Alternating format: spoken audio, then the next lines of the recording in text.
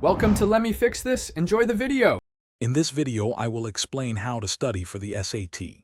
First, familiarize yourself with the test's format, which includes sections on reading, writing, and language and math. The total score ranges from 400 to 1,600 points. Next, take a complete diagnostic test to pinpoint your strengths and weaknesses across all sections. This initial assessment is crucial for tailoring your study plan effectively.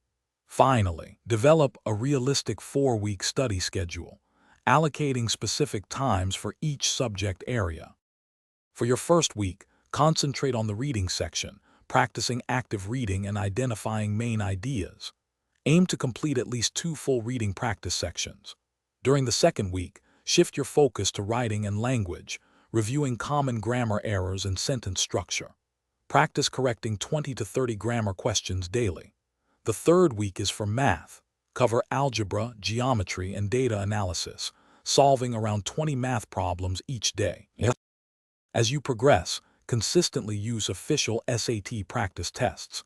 These are the most accurate representation of the actual exam.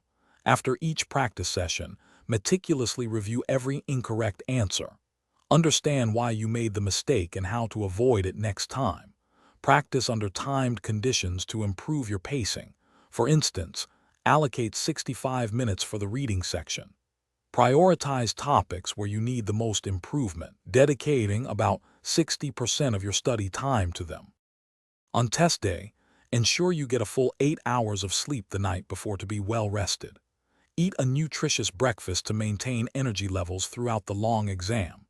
Arrive at the test center at least 30 minutes early with your admission ticket, photo ID, and 2 No. 2 pencils.